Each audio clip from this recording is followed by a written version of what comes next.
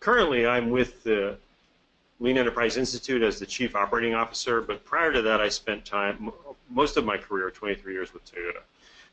A lot of that, I started that time in Japan for about 6 years, where kind of as a new employee, I had a chance to experience what was called Hoshin Kanri. Some of you may have heard of that. That was really what Toyota used as its strategic planning process.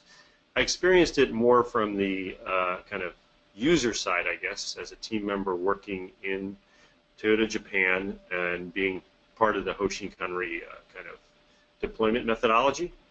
I also had the opportunity to, once I was transferred back to the U.S., I worked in Toyota's Production Systems Support Center, where I helped a lot of organizations improve their lean thinking and practice, and was, after spending several years there, was transferred to our North American headquarters corporate strategy function.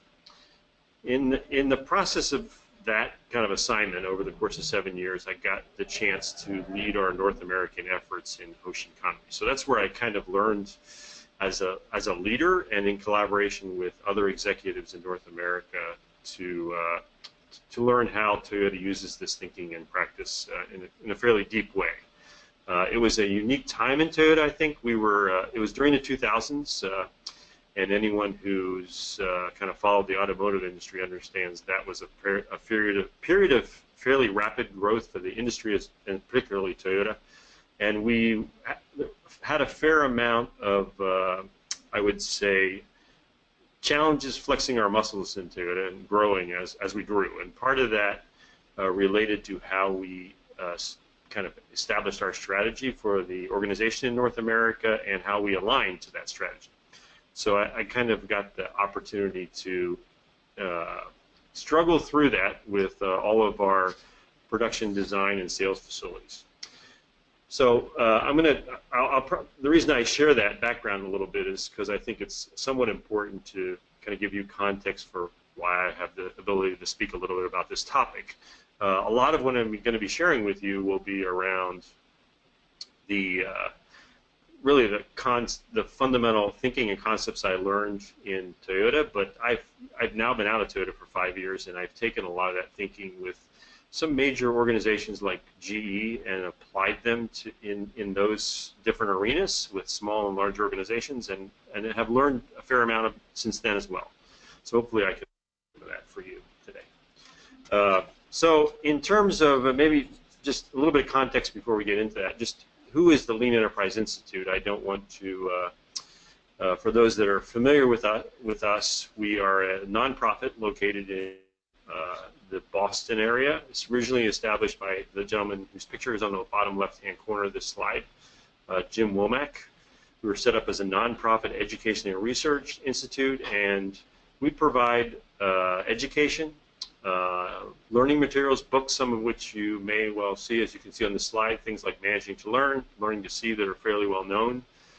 We offer an annual summit that focuses on lean thinking and practice, and we also build communities around the world, such as the Lean Global Network and the Healthcare Value Network. And we do things like this, which is provide learning opportunities for the broader community in specific subjects as well as broad topics related to lean transformation and lean thinking and practice.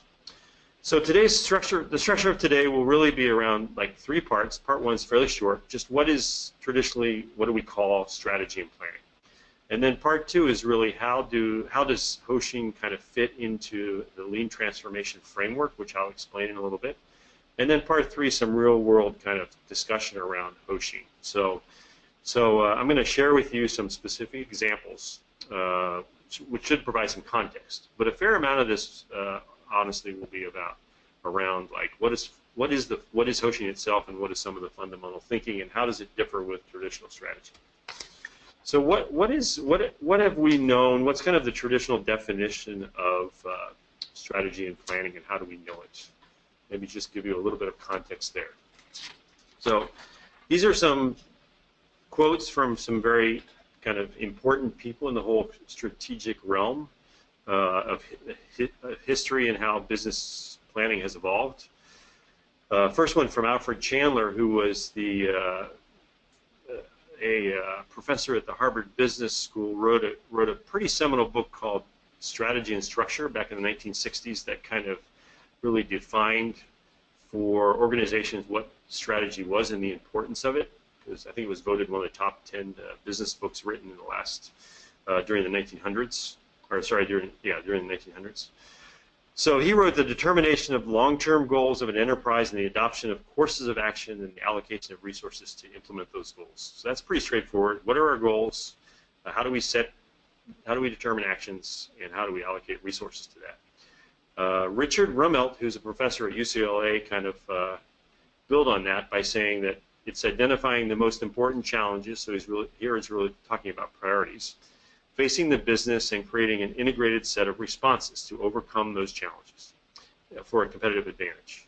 It also involves focusing and aligning the organizational resources on the most important business problems. And then finally, Michael Porter, a fairly well-known person in this realm, wrote, "Strategy is all about choices. You cannot be all things to all people." So traditionally, organizations, we talk about a traditional generic strategy planning process. It really starts with how do you formulate the strategy, grasp the situation of your organization, how do you plan, and how do you execute based on that strategy. Mark, this is yes. Tricia, the presenter. I'm getting several questions about the audio. We want to make sure that you're not on speakerphone, as some are hearing maybe pick up the phone or make sure that all outside noise is blocked. Sorry for the interruption. Okay. Sorry, are you hearing, you're hearing what? I apologize? Some are hearing garbled and background noise. Have you got your phone picked up, or are you on speaker? I am on speaker. Yeah, please pick up the phone. Thank you.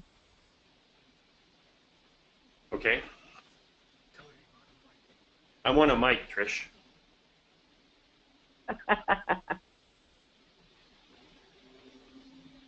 Okay. Should I go Good, forward? let's go. Okay. Yes, please. All right, so I think this slide, I think, I kind of like to put this out front because it kind of gives us, maybe before we even go into depth about Hoshin, it gives you that context. When we think about purpose, process, and people, what is the traditional viewpoint of strategy versus Hoshin? And if we think about purpose, traditionally what I've seen in organizations is that executive teams kind of define and cascade goals are often based on some kind of financial metrics, as opposed to in Hoshin where we want to kind of develop that top-down and bottom-up perspective that looks at both process and results. Also, typically in a traditional method, there's some kind of departmental interpretation of priorities, and often those are disconnected with purpose because often communication is not so great. So in Hoshin, we want to build that good integrated communication structure that provides a common understanding of priorities and connects each person to purpose. Related to process, traditionally I think executives mostly collaborate with some strategic function and then deploy that into line management. Kind of what I've seen, it's primarily a top-down function. In the Hoshin side though, what we want to try to build is that collaborative, both horizontally and vertically, where we have both top-down and bottom-up catchball process that builds our strategy out within the organization. And then relative to people, it's actually, I would say traditionally people are often kind of an afterthought when it comes to strategy. The people meaning the development of people. It's often left up to the manager of that function. I think in Hoshin, at least what I saw in Toyota, is assignments were designed as development opportunities and linked directly to the business. And that strategy was kind of driven by a collaboration between line management and senior executives, and the strategy function was kind of supported by that. So with that as a context, I'd like to mention to you, maybe as a reference point, if you an interesting article to look at relative to this kind of framework of looking at traditional strategy and what's kind of happened with strategy over the last 20 years or so. There was an article in the March 2015 Harvard Business Review that was called Strategy and kind of the failures of strategy, and focused a little bit on what was called the 5 myths of strategy execution. And they laid out pretty, I think, clearly. It's interesting, and nothing was written in there about Hoshin or strategy deployment at all, but rather what has happened over the course of the last 20, 30 years in terms of how strategy has been defined and some of the myths around that. And one of the myths that's been, for example, that was created is that performance culture drives execution. So I think that what that means is what they kind of explained was that traditionally some kind of metrics are set. They're given to an organization, to leaders in the organization. They get deployed down into the organization, and and the result of that is everybody will hit their numbers. This research and this was research study done by MIT that appeared in the Harvard Business Review. They kind of surveyed about 5,000 management people across 300 pretty large corporations. What they found was that when the performance culture drives execution, that managers tend to believe that hitting their numbers trumps all else. So they kind of tend to make conservative commitments. So this is just an example of the kind of things that that maybe traditional planning has created, that traditional planning has caused challenges in organizations that Hoshin can potentially solve. So maybe just this is a little bit of humor there, but that's I think maybe to the point I just made. If there is not good tight connections between levels in the organization in terms of how strategic planning gets defined, it often is a mystery to people. They might see a number that they're supposed to hit, but why is that number important? Has not been so well communicated. So at the Lean Enterprise Institute, over the last several years, we've kind of been thinking a lot. Of course, that's part of our mission is to think about how organizations transform. And we've come up with kind of a set of questions that we put into a framework that we call the Lean Transformation Framework.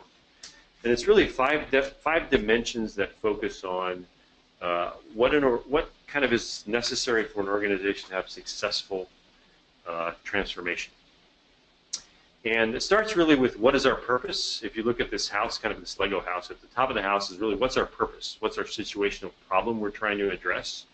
So what's the business problem and the purpose of our organization? How are we focusing on that? On the left-hand side, how are we actually improving the work? On the right, how are we developing the people? And in the middle, I think, which is really where Hoshin kind of fits, is what's the leadership behavior and management system that we need to, in order to meet our purpose and solve our business problem. And then finally, what's the fundamental thinking underneath that? So those are, in this set of questions, is really kind of those 5 dimensions that we think about. What's our purpose and problem we're trying to solve? How do we improve the work? How do we develop capabilities? And what's that management system and leader behavior required to support the new way of working within Lean? But what we find often is that organizations struggle to kind of sustain and build that transformation. Some of the common reasons we see is the efforts are often spread broadly, not so deeply. They focus only on results or KPI, as I kind of mentioned earlier, not necessarily on building capabilities in the organization. And it's kind of run as a program, not necessarily built into the management culture. And what I mean by that often is that there's really not full alignment across the organization, and it's not tied to the organizational purpose. So when we say management's not aligned to organizational purpose, a little bit more specifically what we mean is that people at all levels, from the CEO to the frontline workers, have to be aligned and connected to the organizational purpose. And we need a mechanism or a management system to align those people to purpose. I think that's maybe referring to my experience in Toyota, that's one of the things that was pretty clearly defined. I mean, it's often not so, I think, defined by organizations. Is what is the management system that aligns people and builds to the strategic direction of the organization so that people feel connected to that. That was very clearly done at Toyota, so that's kind of what the structure I want to share with you today. And what that really starts with, if we think about that relative to the framework, is how do we align the purpose and the basic thinking? And therefore, what management systems or leadership behaviors are needed to align those two things? The purpose means where we're going as an organization, and then leadership's responsibility is really to develop that basic thinking. And Hoshin is kind of that connection between that organizational purpose and basic thinking. It also connects, because we say that Hoshin really connects to the work and the work we're doing, kind of delineates that work at each level in the organization. It also connects to the development of the capability of the people. So each of those pillars relative to improving the work and developing the people are connected. So that's kind of the context and background that I want to share fairly quickly. I wanted to get through that fairly quickly. And I'd like to spend maybe the next 20, 25 minutes talking about what Hoshin is. And maybe we can have a little discussion. Please feel free to ask me any questions you have.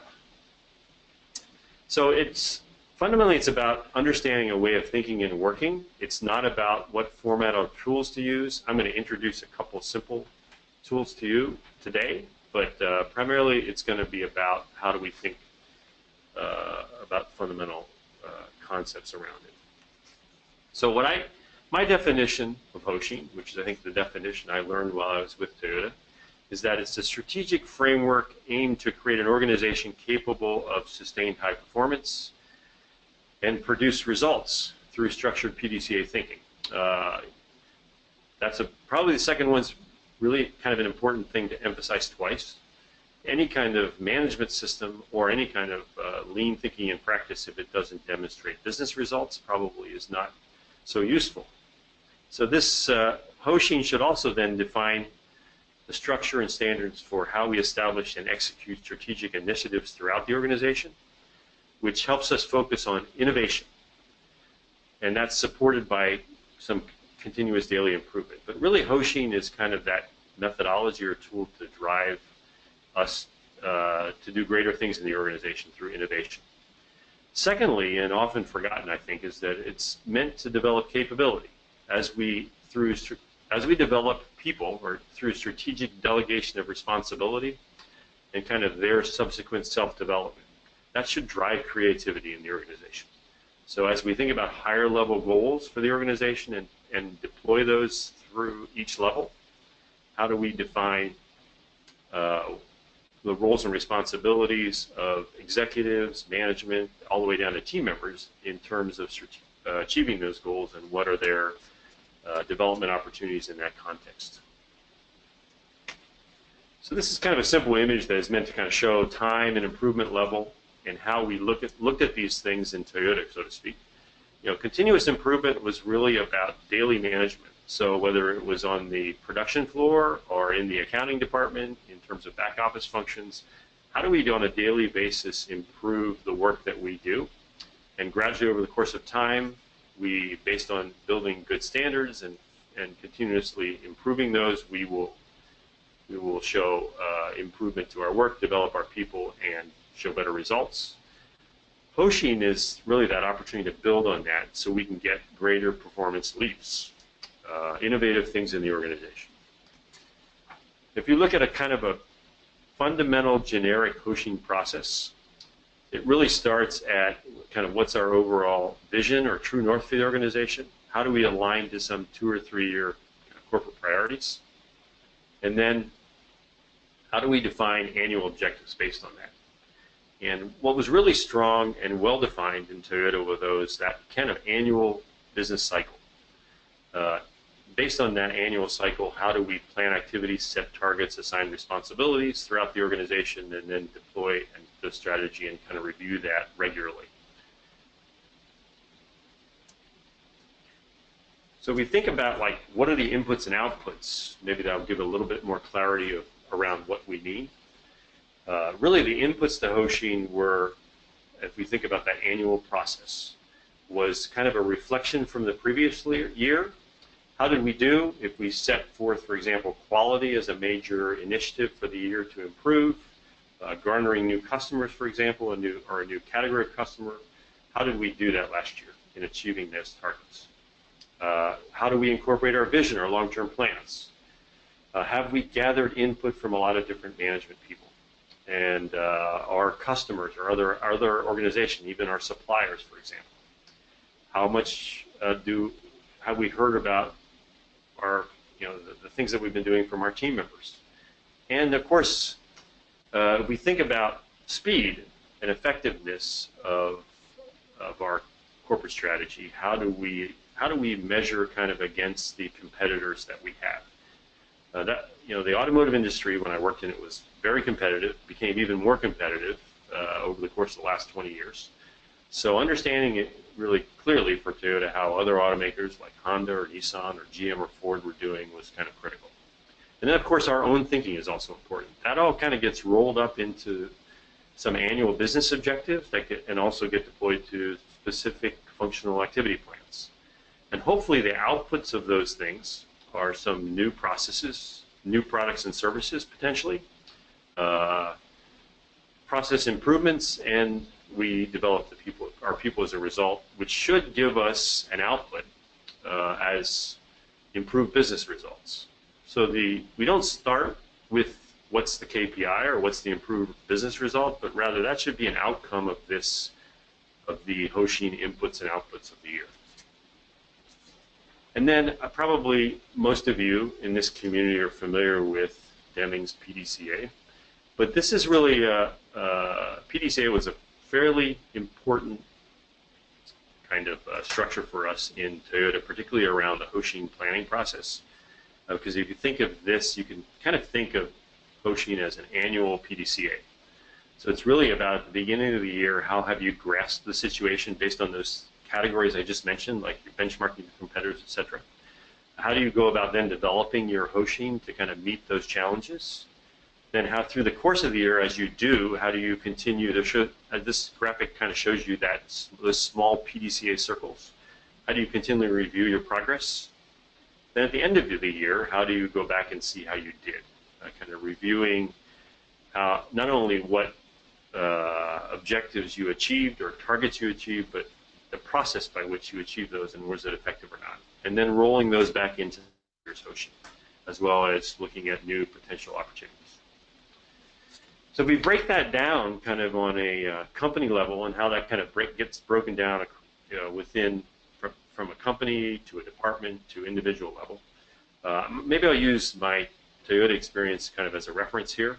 But Toyota, if we think about the creation of a corporate level Toyota Hoshin, which might have 4, 5, 6, 7 objectives for the year, we kind of follow that PDCA process I mentioned at the senior leadership level. That was part of my job in facilitating that.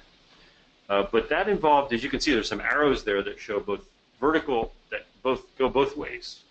So through the course of the year, there were inputs from both up from within the organization, but then direction setting also from the top as well, down into the different departments. And maybe a key thing that was critical is that at each level in the organization was required to think about why.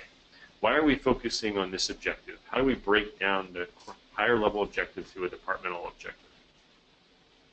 And I'll talk a little bit more about that in a moment as it refers to Catchball. So this just kind of shows you the next level then. As you know, typically what happened in Toyota is over the course of our time frame for annual Hoshin development, really we were on our Hoshin cycle was aligned to our fiscal year. Our fiscal year started in April. That was kind of just the same. We were aligned to the same fiscal year as our parent in Japan. And we spent most of January through March kind of defining what our Hoshin would be through the course of the year. As that got defined at the corporate level, in conjunction with that, it also got defined at departmental levels. So they took a corporate level Hoshin. I just mentioned quality as an example. If Maybe our objective was to be number one in a specific categories of JD Power for that year.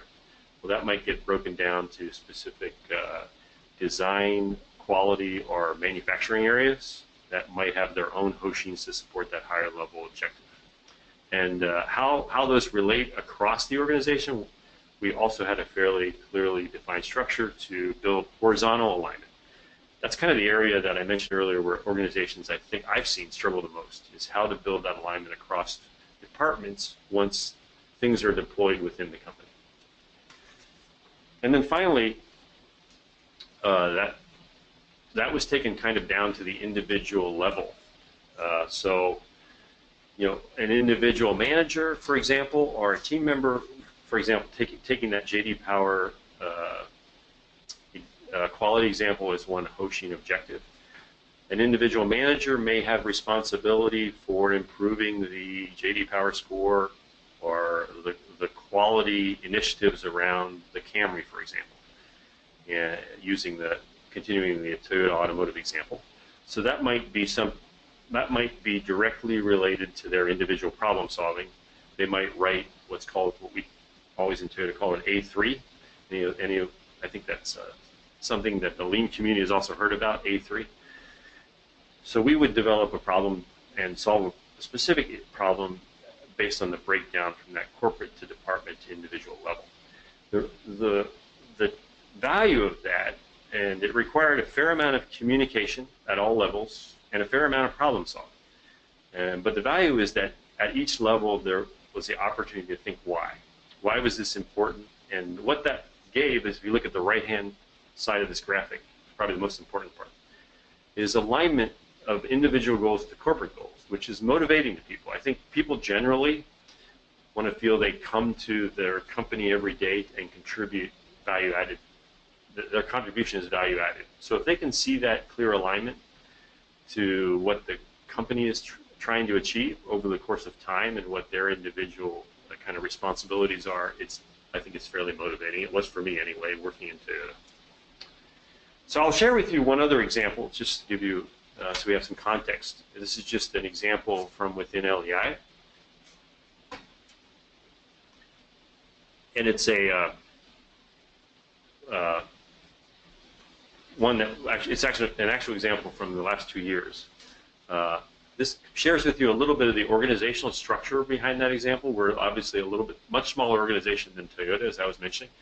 But we have a CEO, his name is John Shook, and we also have a senior advisor, Jim Morgan, who's responsible for kind of lean product development in our organization. And they had responsibility for a Hoshin objective for LEI in the last year. And that Hoshin objective was here on this slide. It was to establish LEI as a thought leader in product development to advance lean in new markets. So one of the things we've been trying to do over the course of the last decade is take lean thinking and practice into new areas of the business as well as new arenas such as healthcare or the government. We've also looked at taking it upstream, which is I think most lean thinking and practice has focused on operational side of the business, but there is a whole school of thought, a lot of it again originated into it, around lean product development.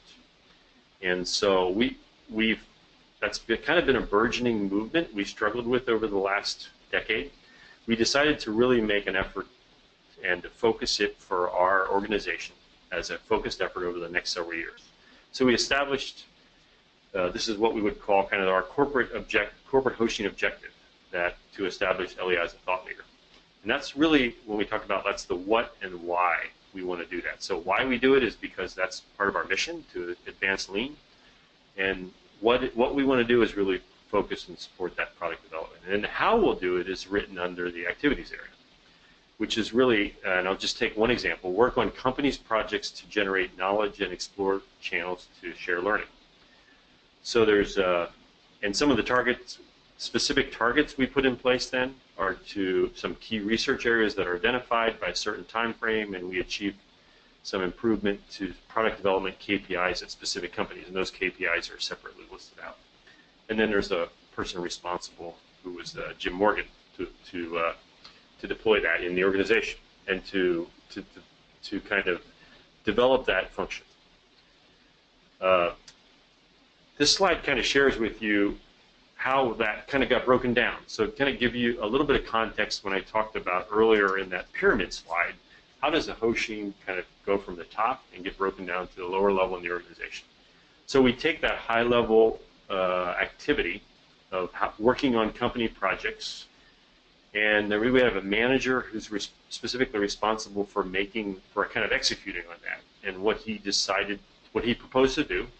On the left-hand side, kind of written under Department Hoshin, is to establish a learning group consisting of partner companies to collaborate on practical PD projects, and then also capture that learning and share that with our community. As I said, that's part of our mission. Part of our mission is helping organizations to make transformation, but also to share that with the community so that they can learn from that as well. If you've been to lean.org, you see some of that learning. And actually in lean.org, you could find some of this specific learning now, because if you go to lppd.org, which is a link on our lean.org website, you'll find that they share some of the learning of the activities of these company projects. There has been some specific learning out of these 5 companies that you can see in the targets. We set this up with 5 companies. They've created a learning group, and there is a lot of good learning around lean product and process development.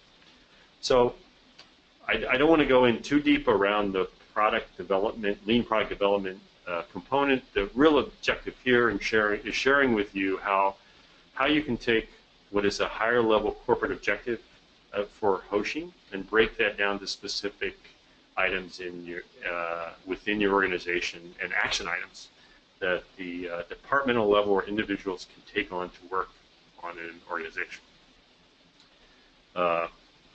How that kind of gets accomplished, I mentioned to you a moment ago, I would talk about Catchball.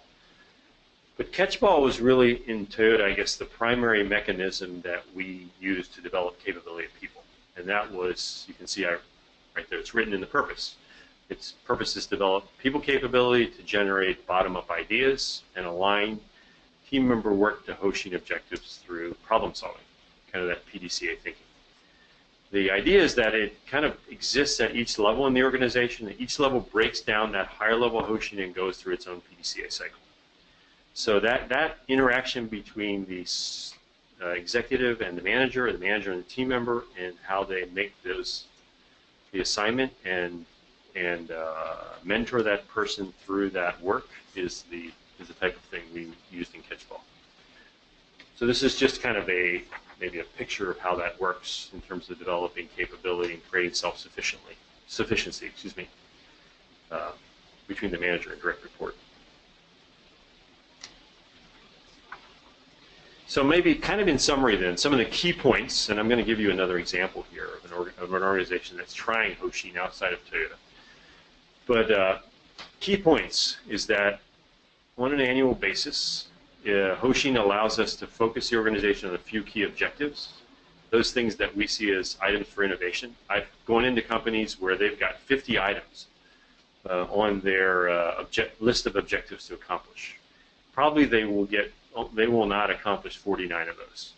So how do we really kind of focus the organization on a few key things, and then establish a good structured PDCA cycle that allows for innovation and continuous improvement, as we just saw, which is through that kind of Catchball and organizational PDCA, and also engages and motivates people by defining kind of roles and responsibilities to achieve objectives at each level that are linked to higher levels in the organization.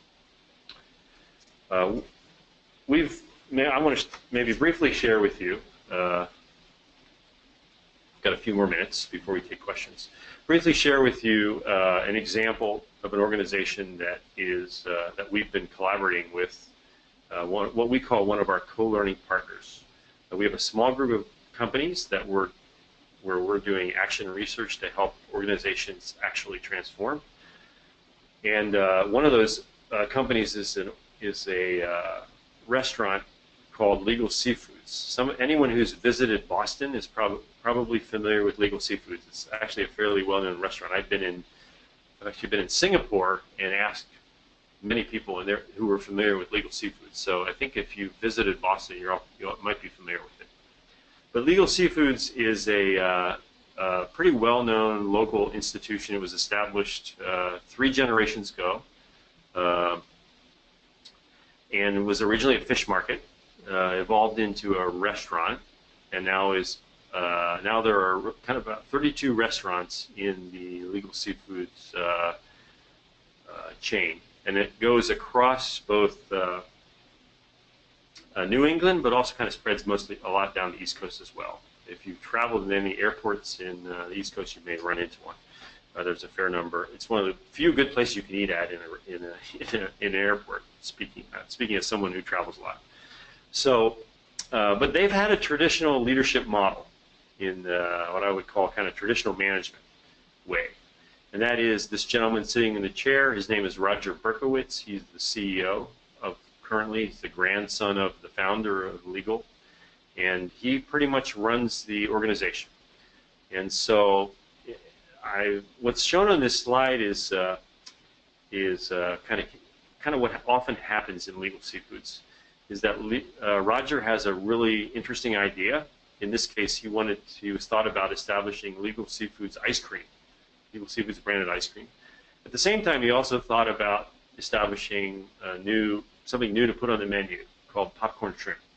So his direction for getting that Legal Seafoods ice cream went to the processing center, which is down on the harbor side in Boston, and they're struggling with: do we make the ice cream? Is there space available? How do we outsource that?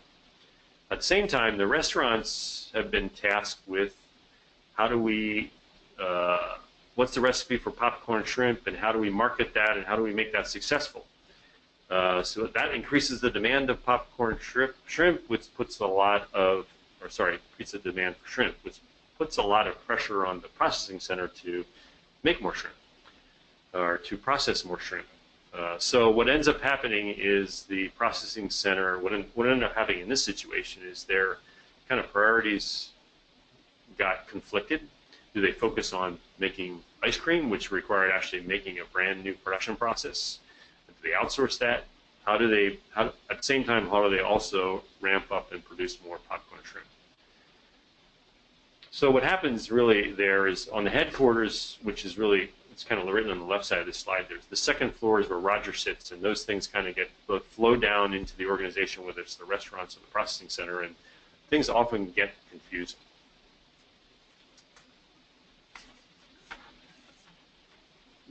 With collaboration and leadership, and actually with the collaboration of Roger, Roger was willing to change the way he managed, to move from a traditional management way to a more aligned Hoshin way. And what that meant was the executive leadership kind of defined their priorities together. So if you go to Legal Seafoods now, and anybody's interested, you should let me know. You will see they have a process that we kind of worked with them to define. Course of the year, how will they set priorities? What should those priorities be coming out of what their business challenges are? And then how through the course of the year do they develop and deploy those priorities and achieve results? They've got 5 priorities set for this coming year for the organization. Roger's being patient with this. He's had a traditional management way, so Roger's also learning along with the rest of his executive staff as we go through this learning experience together. So that's kind of one example.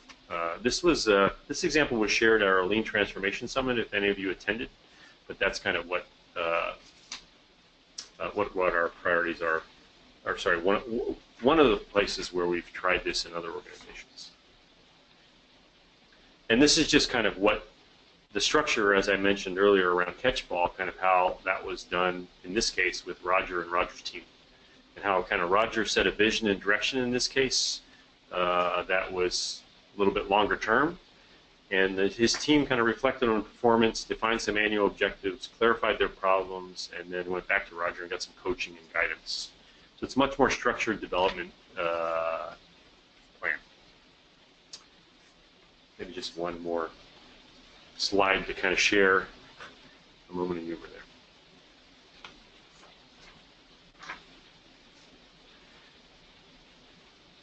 So the last couple slides are really set up to kind of just share with you, maybe in summary, what are some reasons we often see for unsatisfactory execution of strategic initiatives. And I think I've touched on, let's just take a look at these. Actually, maybe we take a moment. There's 8 of them listed. Why strategic initiatives don't get executed. I think what the Harvard Business Review article kind of said, and what I've seen over the course of the 5 years since I've been out into it and had a chance to see many organizations, is that where organizations tend to struggle is the execution side. When we talk about the PDCA, it's really the do side. So I think there's been a lot of effort, a lot of people out there like Michael Porter and others explaining how we should set our strategy, what it should be the kind of framework for doing that. But the management system to ensure that the organization is aligned and is able to execute on that strategy is often missing or poor at best. And some of that relates to how organizations interact both horizontally and vertically, and how problems that are brought up in the strategic arena kind of get solved. So this kind of gives you some of those kind of examples of some things I think I've mentioned over the course of this presentation in terms of how things get formulated. I think organizations realize that the execution part becomes pretty complex and they don't have the management system to support it. The area actually, in fact, number 4, area that Legal Seafoods is now encountering as they try to roll out this new way is they've hit a wall relative to their problem-solving capability. So that's an area that probably organizations should put more effort into. And then maybe just to mention, number 8, I think also important. What was very clear in Toyota was who was responsible for what initiative and what was their role. And often it was the responsibility of an executive to kind of if they took responsibility for an initiative or an objective, it could cross over many functions. And so it kind of forced them to build alignment across the organization, and that was reinforced all the way from the top. The final slide here is just kind of meant to show you, just as a reference for you, and you might, it's kind of it's an interesting thing for you within your organizations maybe to take a look at when you talk about purpose, process. How do you kind of stand on if you looked at it on a spectrum of 1 to 10, and let's just looking at purpose maybe being on the left side that there's a lack of clarity and alignment to the mission, and on the right side that there's good clarity and alignment to the mission, vision, organizational goals. This is kind of based on that one slide I showed you earlier in the presentation. Kind of gives you a perspective. Maybe you might want to plot yourself on this spectrum. That might give you kind of a perspective on where you stand and where you need to focus as an organization. It's kind of a good reflection opportunity. Then finally, in closing, I just want to mention that as we've done a lot of thinking about this over the course of the last 5 years at LEI, since I've been here, and we realized that in a way, managing on purpose really kind of builds on our earlier book. If anyone who's read Managing to Learn, which really focuses on A3 and individual problem solving in PDCA, and how a manager develops the capability of a team member to problem solve. What's not so clear in Managing to Learn, what's not stated, is really why are the protagonists of that book working on that specific problem. So managing on purpose in a way is kind of meant to address challenges that organizations face on building alignment and developing capability, and how do we connect individual problem solving in the organization to the overall organizational problem solving, and ensure that those problems that individuals are working on are aligned to the organizational purpose and true north of the company. So we have about 10 minutes. This is a kind of, if you have any inquiries, you're welcome to look more on lean.org. Some of you on this call may be members of our community, please feel free to look up. There's more articles. I've written some posts on Hoshin and other things. Please feel free to look at that. But I don't know if Mark, thank you. Mark, thank you. We do have a couple of questions from the audience. First is Edward. He stated that you mentioned that the Hoshin model innovation, he sees the cascading of objectives and understands that this uses improvements to achieve the strategic goal. But he didn't hear anything about how this drives innovation other than process improvement. Can you elaborate on that a little?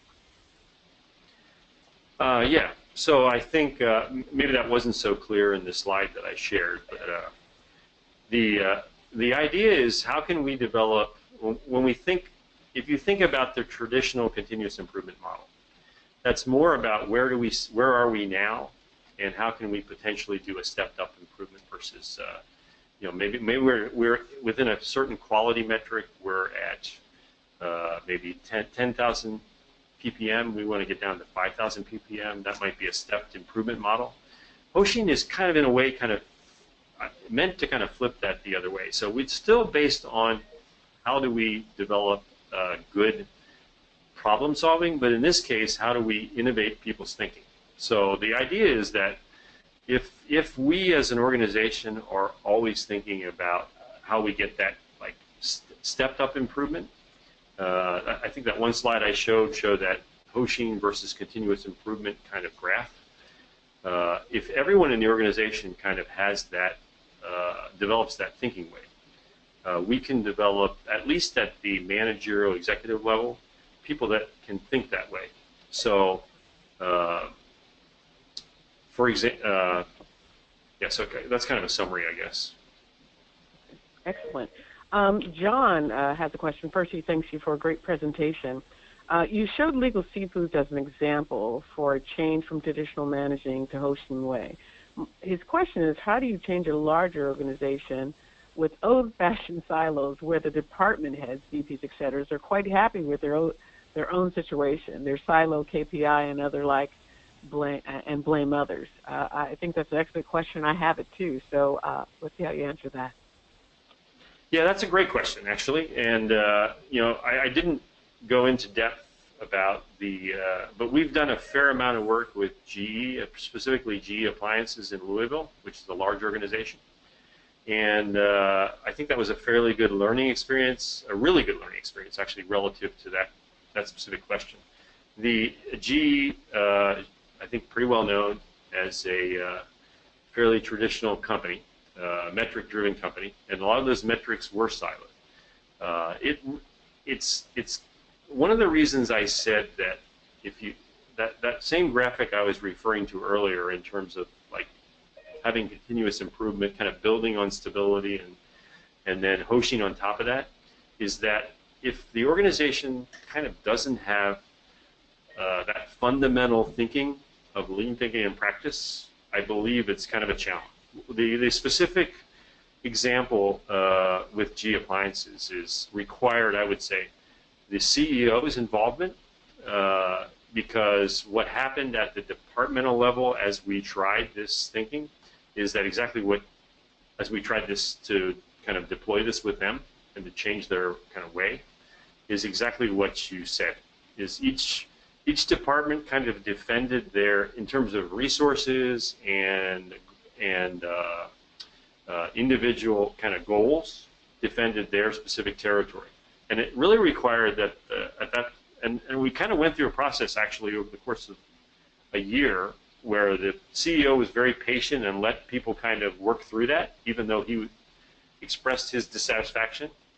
But in the end, he kind of stepped in and said, we need to set objectives that cross over the organization, and because businesses aren't defined by functional departments. Business challenges aren't defined by functional departments. And they had some very specific business challenges there that went across functions that required that they collaborate. And so it partially it involved engagement of the CEO. I don't want to say that's the only answer. However, once he got engaged, the organization was open to building a more kind of defined structure that kind of looked a lot like that pyramid I showed. So they established 5 objectives for GE Appliances that went across the entire enterprise and focused on cost, on improving cost in specific products, improving their relationship with the customer, developing capability of people. Those kind of things went across the business. So, and they were given owners that were responsible across the business, and those owners were kind of held accountable. But I think to some extent, the way Toyota handled it is the example I gave earlier is, an executive had responsibility for an initiative and those initiatives were corporate-wide. And it wasn't an excuse. You weren't allowed to say, well, this department won't collaborate. That was part of your role, was to get buy-in and collaboration from those other organizations. And if that didn't work, sometimes, yes, the top leadership had to step in and help. Sorry, long answer. That's quite all right. A couple of more questions. I wanted to let the audience know that I'll be sending out an email so you can get a copy of the slides and the recording of the presentation. But we have another question asking, do you have any other examples of other companies that have been successful with this? But on top of that, do business believe that this will fix the complex issues and also alignment really solve some of the complex problems that many organizations have? I think you may have just answered it in part of your answer, but that was an answer. That was a question from the audience. Well, I've seen several organizations that have been successful. I just mentioned a couple. I shared with you Legal Seafoods. I would say I wouldn't call it a success at this point. They're working through that. I think GE Appliances is probably a pretty successful example. There have been a few more. I think it's it's like, and I'm going to say this, I'm going to qualify this a little bit, but I've been in the world of the Toyota production system and Lean for quite a while. I mentioned to you part of my career was working when I was with Toyota Supplier Support Center, where I worked outside with other organizations. And I found that often companies confuse tools with good thinking and practice and culture in the organization and development and capability of people. And so if they believe often that application of a tool will, without really understanding the problem, the application of a lean tool will solve that problem. And I think it happens in the IT world a lot too. But anyway, I think I've seen some of that in the Hoshin world or strategy deployment world. People have taken some specific tools that have been thrown out there by various different organizations and tried to kind of use that tool to fix maybe what's an unclear organizational problem. And for example, if the organizational problem really is, because the previous question was similar, if the organizational problem is alignment, and it's about really how do you build alignment across horizontally across functions that are now kind of siloed, we need to be thinking about a management system that fixes that. Like what is really the innovation, the improvement, the process that will change that dynamic. Not think about like what tool can we add. We might have some tools that come out of that solving that problem, but I think coming with the tool first is sometimes a problem. I'm not sure I answered that question. I hope I did. Yeah, I think that was pretty close. So I'm going to do one more question, and then the rest of the questions coming through, I will take note and ask our speaker to respond, and I will put it out on our social media, including Twitter, okay, LinkedIn, and our other social media. But one last question for you. How do we address the lack of complete motivation of employees, or the employees who like to execute orders but do not like to be empowered? Sorry. Well, that was an interesting question. Could you just read that one more time, Trish? Sorry. Sure. How do we address the lack of complete motivation of employees, or the employees who like to execute orders, in other words, being told what to do, but do not like being empowered or making decisions on their own. Wow, I don't know. I'm not sure who answered that, who asked that question, but I will say, well, yeah. I'm sorry. Go ahead. No, I was going to let you answer, and I was going to chime in with you. Okay. So to me, that sounds like a question rooted in kind of a management challenge. I mean, I've had the fortune to be have management responsibility for probably the last 20 years for people, and I learned, I guess, through a lot of good mentors I had in Toyota, probably, that the responsibility of lack of motivation in my employees is my responsibility. It's not the employee's responsibility. And so, that doesn't mean 100% of all people are always going to be motivated. Obviously, there's some people that might be a challenge. But I believe that the primary responsibility, and I think it relates to kind of a good, actually, last question, Trish, it's great. I think the Toyota's whole thinking about Hoshin and about many other things was around that how can we use this methodology, these tools, this thinking way to develop and motivate the people. I mean, because it's the people that are the core of the organization. So if we think about Hoshin, since we're talking about Hoshin today, first and foremost as that kind of purpose, I think you can change that dynamic. Excellent answer. And I think one other thing to dovetail on that is not everybody wants to lead.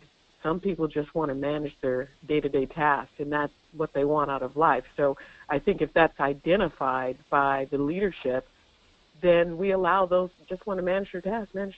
It's identifying your population. So with that said, we want to thank our speaker once more, Mark Reich, and I will take all your questions because there's a few dozen of them that need to be answered.